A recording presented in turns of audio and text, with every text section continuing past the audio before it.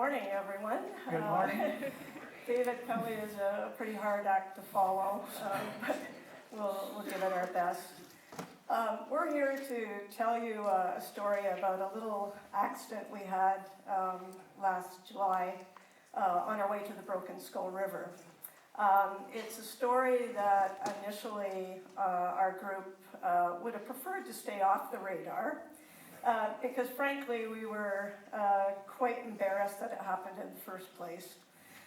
We were a very experienced group of paddlers after all, with many northern trips under our belt. So how did this happen to us? Upon reflection, we decided that this is essentially a story about the danger of hubris, overconfidence, and complacency. But it is also a story of redemption. Ironically, the very experience which played a part in our accident is also what got us out of trouble. So we are going to swallow our pride and tell you about how we were swallowed by Swallow Falls. And if such a thing could happen to us, we think it could possibly happen to another group. So we hope that by sharing some of the lessons we learned or relearned, that this cautionary tale might help keep others a little safer. So our plan was to drive from Whitehorse to Finlayson Lake, which is where Killarney Airways had their float base. And then we would do a short hop over the mountains into Divide Lake, which lies in Nááts'įhch'oh National Park. And from there, we would exit the lake via a series of creeks and join in with the Broken Skull River, and then eventually make our way down the Nahanni River, finishing the trip on the Liard at Blackstone Territorial Park. The very day before our trip was to begin, we hit our first snag. I got a phone call from Parks Canada saying that they had closed both Nááts'įhch'oh National Park and Nahanni National Park due to a record-setting 4-day rain event, the likes of which they had never seen. It was severe enough that no one could fly in or out. Creeks and rivers were in flood, so they tried to reach out to people already on the rivers to tell them not to move. And the water over Virginia Falls more than doubled. So some of you who have been there might be able to imagine that. It would have been quite a sight. We decided, because the park was going to have a meeting the next day to decide whether to reopen or not, we made our way to the float base in the hopes that by the time we got there in the evening that things would open up. And that's in fact what did happen. So this is our group. We're at the Killarney Airways float base, ready to fly in. And we had a beautiful flight into Divide Lake, which is a spectacular, magical place. And we noted right away that the water levels were high. The shores of the lake were well underwater. There were streams and creeks flowing out of the mountains that probably aren't normally there at that time of year. We spent the next day hiking around the ridges of Divide Lake. And from this shot, you can see the outlet of the lake, which is Cold Feet Creek. Now, Cold Feet Creek is named that because normally there isn't enough water to paddle. So you pretty much have to drag your canoe down Cold Feet Creek. It joins in with Divide Creek a little bit later. Now, where they join up, you can see it a little bit better in this picture. That conjunction was supposed to be our landmark for the portage that would take us around Swallow Falls. Now, things look very different in high water, and that certainly got us into a bit of trouble. We set out the next morning on Cold Feet Creek. It was a gorgeous sunny day. We were excited to be finally starting a canoe trip that we had planned for quite some time. And we discovered that Cold Feet Creek was very paddleable. In fact, rather than one defined creek, there were many, many braids. And we got a little bit carried away just with the exuberance of the trip beginning. And we started a game of kind of racing around the braids. with the intent of whoever could get out front would win the race. So we got down Cold Feet Creek a lot faster than anticipated.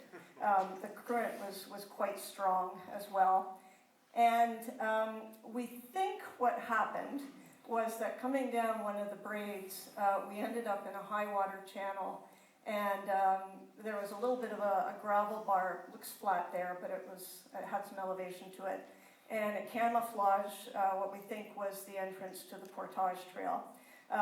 It was also high water, so the beginning of the trail was certainly underwater. But at any rate, all 5 canoes missed that takeout. And Rob James and Sarah Gartland, who won the race, were in front. And so they came around the corner, and we followed, Dave and I, shortly afterwards.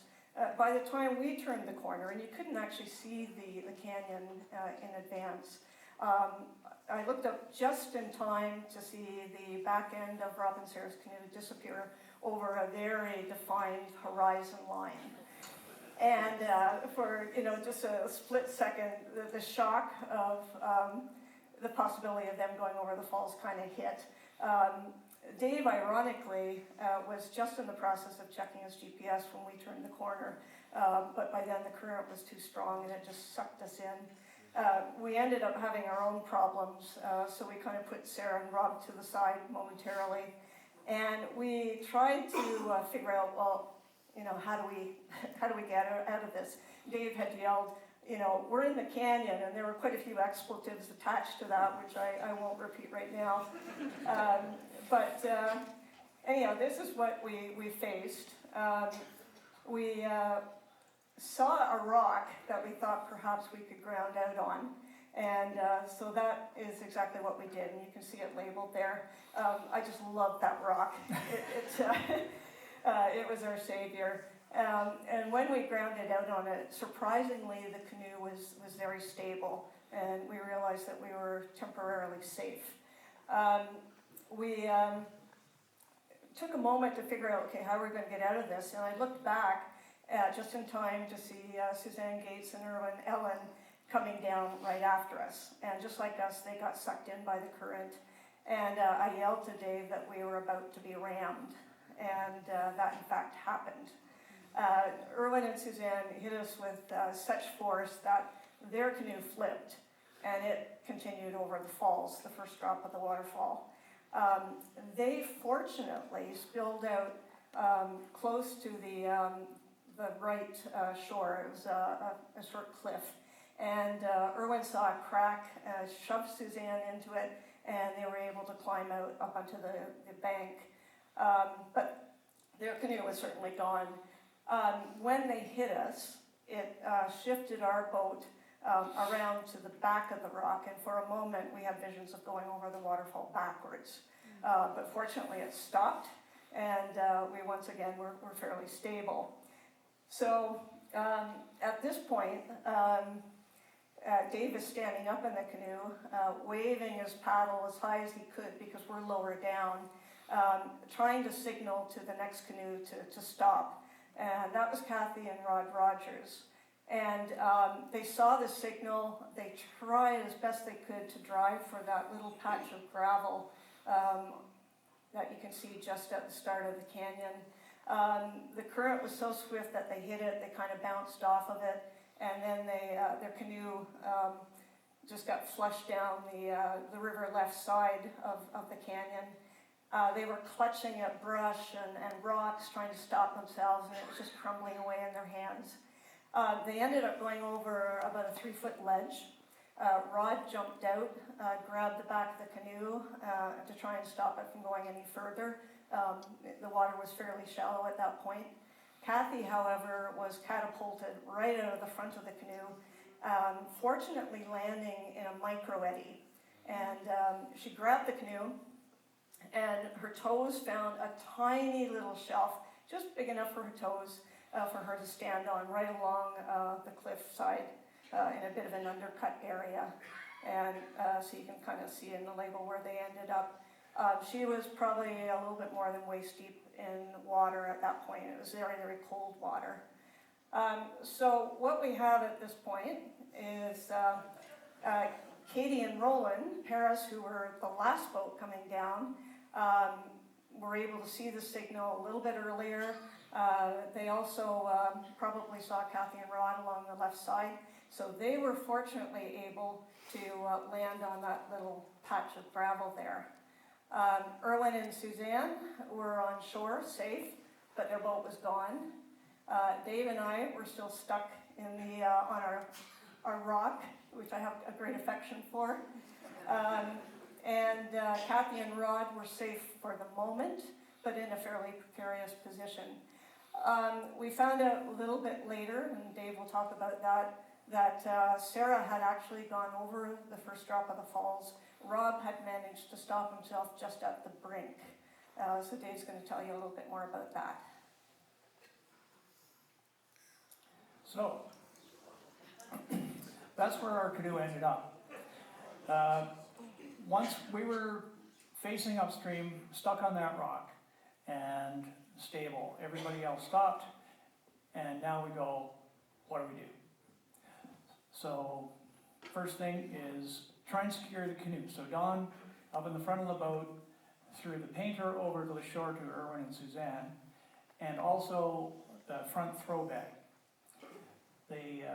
Dawne clipped the throw bag onto herself first, threw it over to the shore, and one person secured the canoe on the shore. The other person, Dawne stepped out of the canoe onto the rock, because you got a big rock down the bottom left of the screen there. Stepped out on that, jumped into the water, and they pulled her into the shore and up onto the land. So that leaves me in the canoe. They threw the remaining throw bag after Dawne unclipped back to me so I could clip in, so that I'm at least safe that way. So now I'm still very stable. So what do? I throw all three of our paddles on the shore because I don't need those anymore. And then I grab the stern throw bag, because we always keep 2 throw bags on our boat, one each end.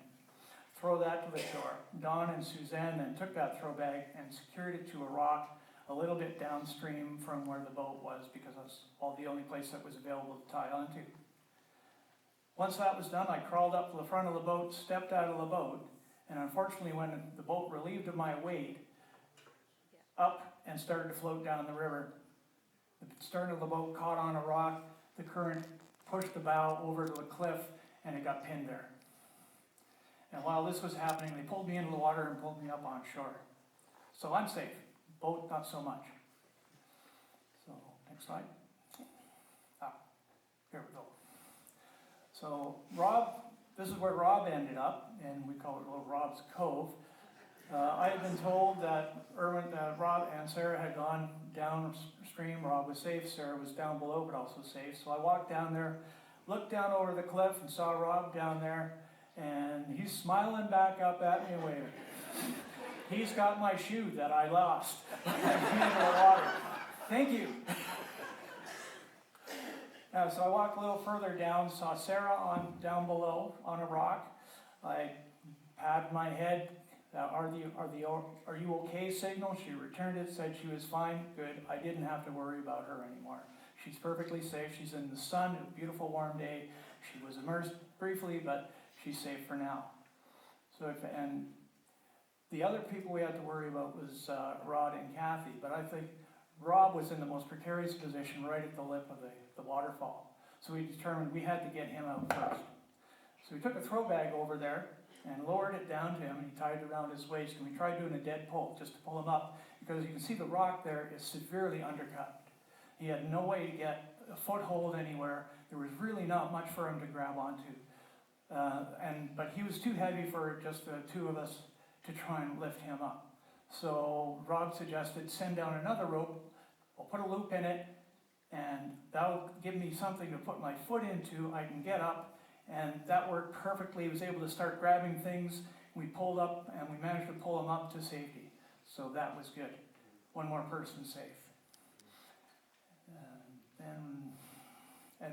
So now we had Sarah worry about downstream, but she's still safe. Next. Okay, this is a summary. Rob's in his cove. Kathy and Rod, we had to get. They're the next ones. They're still in danger. So, thought about this for a few minutes and figured, well, we got a heavy boat, full of gear. Kathy has managed to bail it out while we were rescuing Rob, but how do we get him out of there? So I think the first thing we did was, well, let's relieve the boat of its load. So we threw a throw bag over to Kathy, she clipped it onto a barrel, threw it in the water, and we dragged it over the shore. And on one item at a time, that way, we were able to unload that entire boat. So now we've got a much lighter boat that we have to rescue. How do we get there? So what we ended up doing is a couple of us went upstream, crossed over to the other side. I tied in, because I do have a safety vest, and with the person on the other end of the line, I was able to work my way down the cliff on river left. Turned out the water was fairly shallow, current wasn't really strong there, and the footing was pretty good. So slowly worked my way down to where they are. And you can see the ledge just above the canoe there. That's what flipped them in the first place. Rod, while I was doing this, Rod had started to pull the canoe by himself up on top of that ledge. But the configuration of the ledge and the current prevented him from getting it all the way up, and he ended up at one point just hanging on. So just before I got there, he yelled out, "I can't hold this anymore." So I ended up, as it turned out, not on a line anymore, just making a line for the last few feet, but it was pretty safe. I could see there's a flat rock, just a little bit of water on it, and grabbed the rope along with Rob, and the two of us were then, Rod, we were able to pull the boat up. And Kathy, hanging on the boat, followed along. And from there, it was a simple matter of walking back up the way I had come down. So that was them safe. Now we just have to worry about Sarah. She's still down on her rock, waiting. Fortunately, Roland, my cousin, and his wife Kathy had been managed to come down that steep embankment beside her, and were keeping her company, keeping her engaged. So we were able to then bring a throwback down that way, and you can see that the current between the rock and the cliff is coming right down to that next rock down below, where we were able to actually stand on. So we threw Sarah a throw bag, she tied herself on, and then we convinced her to jump back in the water. And she did. So, and just like we thought, the current carried her right to us. We grabbed her out of the water, and so now we got all the people safe. So now we can start worrying about gear. This is where Rob and Sarah's canoe ended up, right in this eddy, along with a whole pile of other gear, which has already been rescued. So this boat was pretty easy to retrieve. Just get it up over the rocks and then haul it up the gully there to the portage trail, which was a lot harder than it actually sounds, because it was fairly steep and we were tired already. The next boat was Erwin and Suzanne's boat. It had flushed down to just to the lip of the last drop, which was really gnarly. You can see all the rocks down below there, and it had got hung up there. Now you notice the line on the left of the boat. Sarah had the presence of mind, as that line, as the painter, was drifting by her to reach down and pick it up when she was on a rock. And my cousin then threw her a throw bag, she tied it on and threw the bag back to him, so now we got a line on that end of the boat. So what we did next was, we'll just try a straight pull. So we got about 5 or 6 people on that line, tried to pull it off the rocks, but it didn't work. The current was just too strong, it was just too bound on the rocks there. So started thinking that, well, it looks like it's really caught on the river right side. So we went around back upstream, across the river, and all the way back down. I don't know how many times I ended up doing that day. And the boat's actually quite close to the shore, so we were able to clip a line on to the that right side of the boat. And if you can notice behind, the rocks are kind of elevated, so we're on top of those rocks pulling up. And by pulling up on that end of the boat, we were able to get it off that rock. And then the current carried it down into the whitewater there. Unfortunately, the people on the other end of that line were not able to fight the current. There was just too much drag on it, and the boat ended up going down that drop. Fortunately, it didn't get pinned on any of those rocks, didn't take any more serious damage. We got lucky there.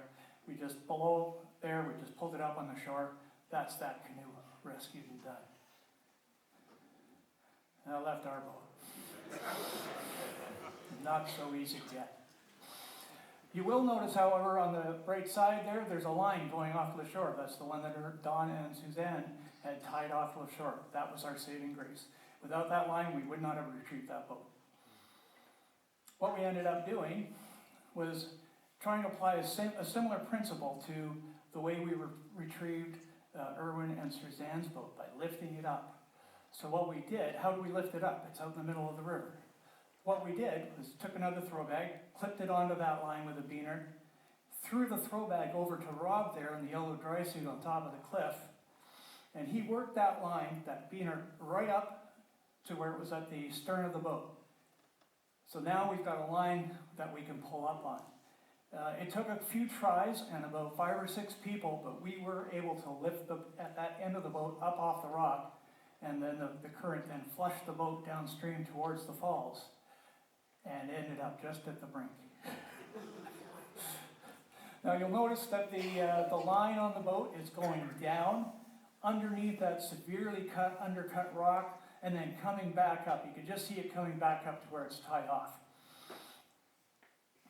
So what we tried, we just put a Z-drag on that line and see if we could pull it around.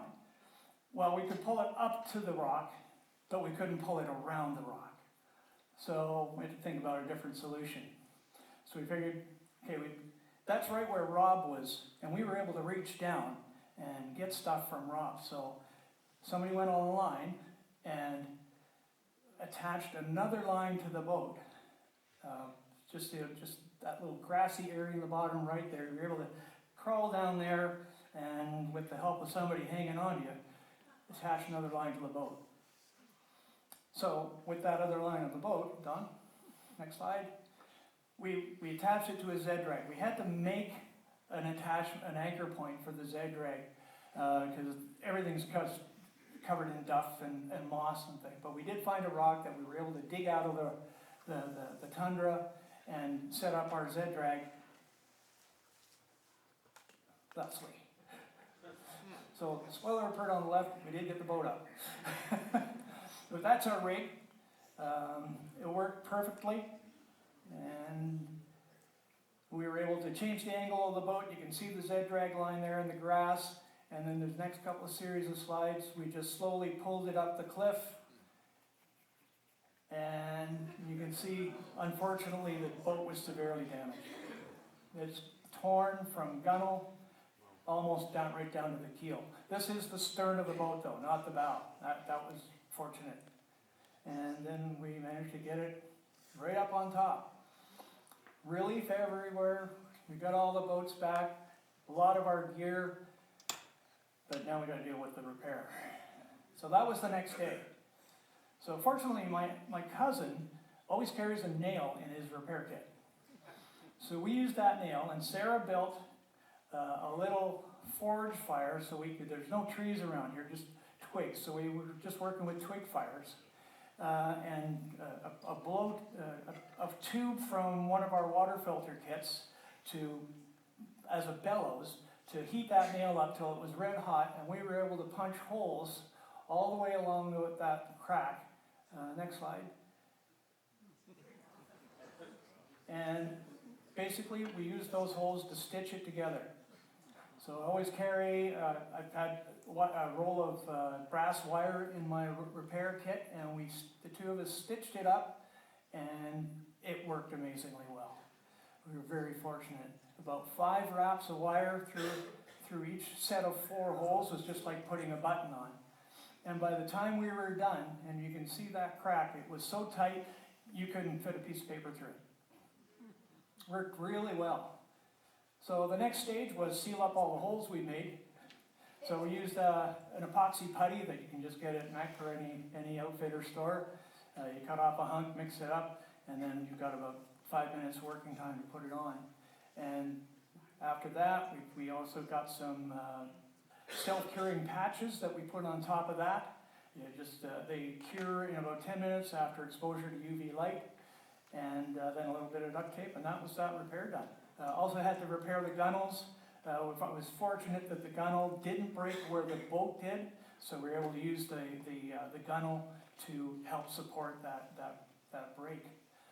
Well, meanwhile, other people were working on other boats. The two boats that went over the falls took some bow damage, so more putty on the bows, and Sarah put her woodworking skills to work and repaired a broken carrying yoke. So did a fine job on this. Found a piece of wood, cut it to the right size and shape, epoxied it to the existing yoke, and wired it up. And the picture on the right there is actually at the end of the trip. Worked perfectly for the whole trip, including a 2-kilometer portage around Virginia Falls. So that was it for all the repair. These are some of the things we used: the epoxy putty, the brass wire, and the self-curing patches, which are a little hard to get these days. And at that, I'll pass it back to Dawne about the lessons we learned. Okay, so we had a lot of time to talk about the incident in the days afterwards, and we came up with a few recommendations and reflections on what happened. Some things we did right, some things we were more prepared for changes in water levels. That high water, due to all that rain, really threw us for a loop. It changed the landscape, so the braids that we saw certainly didn't match our maps, didn't match the GPS, and didn't match up to trip notes that we had. So we should have been aware of that when we saw Divide Lake in high water. We were not particularly disciplined in doing up our helmets, PFDs, and dry suits that first day. We had just planned to do a short little paddle in a shallow creek to the portage trail. And so we were a little bit complacent about that. That didn't happen in the days that followed. We did keep, fortunately, our paddling skills up to date, things like rescue skills, first aid skills, and those things allowed us to continue the trip. This is a shot of Divide Lake the day after all the repairs were done. This is the boat that looked unretrievable, unrepairable, and there it is floating, and that boat did not leak at all. In terms of other observations, any group can make a critical mistake regardless of your experience level. We all were experienced, so we could have all been leaders, and maybe because of that we didn't actually assign a leader. We did start that day reviewing the route, but we were a little lax on details. We did have waypoints, danger points loaded into the GPS, but we did not check the GPS as frequently as we should have, especially considering how fast the current was. We didn't know where we were. Fortunately, we had a really good repair kit, and a lot of our essentials, rescue gear, was distributed across various boats. We had 3D pinning kits. We used them all. Each boat had 2 throw bags and painters. We used all of them as well. And we had rescue PFDs, which certainly came in handy. If something goes wrong, a few little tips that I'm sure all of you know. Work together. Our group was phenomenal at doing that. There was no finger pointing, no arguments, no raised voices. We just all got down to work. If people weren't rescuing canoes, they were retrieving gear. We went into a triage mode. We kind of looked at the situation, assessed it, made a plan, followed through the plan, but overriding all of that was the idea of get the people out first and then the gear. We certainly had a lot of luck to help us along our way, skills and experience, certainly our equipment. I remember quite clearly everybody stayed positive. Even when we thought the trip might be over, nobody gave up. We got that boat back. We had a good sense of humor. It was a good stress reliever, and lots of good whiskey. We salvaged our trip. We had a fantastic time, and we came through unharmed. Everybody's safe. I still, we were bonded closer than ever, and these people I admire greatly for their courage. Sarah was phenomenal, despite going over the falls. And If you are on the Nahanni and you stop at the Cabin of 1,000 Paddles, you will find this paddle, which Sarah carved and Katie painted to describe our ordeal. So if you go there, say hi to it for us. Thank you for listening. Thank you.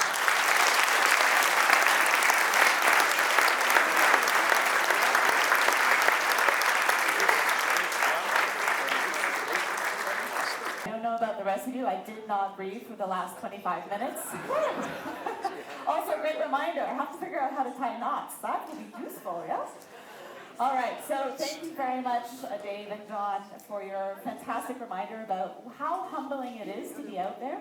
And as we make our plans for your head, your advice, especially about the whiskey, fantastic.